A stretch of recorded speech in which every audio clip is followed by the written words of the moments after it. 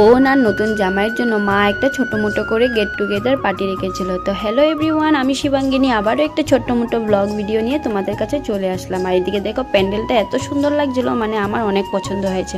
তারপর তো সকাল সকাল চলে আসলো পিসি।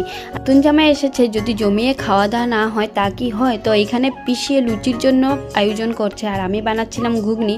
তো সকাল সকাল সবার জন্য লুচি আর ঘুগনি বানানো হয়ে গেছিলো আর পিসি আমাকে একটু হেল্প করে দিচ্ছিলো, সাথে আমার দিদিও ছিল।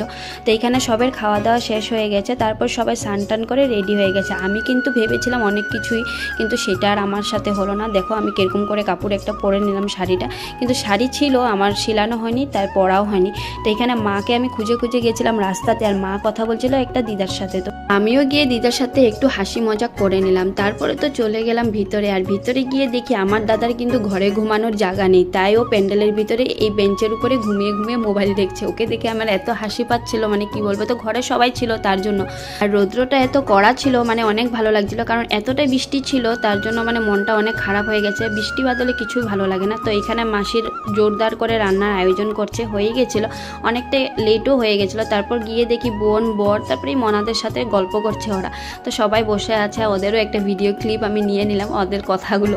তো যাই হোক, আমি এখন ভয়েস দিচ্ছি। এখানে তো আমার বাবুর কথা কি বলবো, আর ও তো পুরো আজাদি হয়ে গেছে। তো এখানে এই মাসিটা কাচ্ছে মিষ্টি কুমার, আর এই মাসি নামিয়ে দিল ভাত। তারপরে চলে গেলাম এই রুমে গিয়ে দেখি সবাই গল্প করছে, আর আমার ক্যামেরা দেখে সবাই মুখ লুকাচ্ছে, আর ওদেরকে দেখে দেখে আমার ডাব্বুও মুখ লুকিয়ে দিল। তো এইখানে মিষ্টি কুমার ভাজা এখন করবে। তো বরের একটু লেট হয়ে গেছিলো খেতে, উপায় নেই, ওকেশন বাড়িতে একটু লেট হয়। আর আমার বড় দিদির দায়িত্ব ছিল এই যে সার্ভ করা। তো উনি পুরো মাছগুলো সুন্দর করে বাটিতে গুছিয়ে নিল, আর এই যে হলো পিসি ছিল পরিবেশন করা। তো এইখানে আমার বোনের মানে কাজ করা আন্টি ওরা এসেছিল, তো আন্টিদেরকে মানে এখন খাওয়া দাওয়া করছে, আর ওদের সাথে বোন আর বর সবাই মিলে একসাথে বসলো খেতে।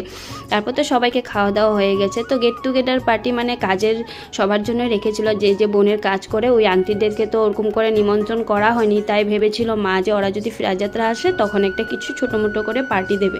তো সবাই এক এক করে খেতে বসে গেছে। তারপরে চলে আসলো এখানে আমার ফ্রেন্ড, ওরা যদি না আসে তা কি হয়। এখানে বদি দুইটা ফ্রেন্ড এসেছে, ওরা খাচ্ছে, আর ওর ফ্রেন্ডের বরের কথা তো কী বলবো। তো সবাই এক এক করে খাওয়া দাওয়া করছে, তারপরে তো আমরাও করব।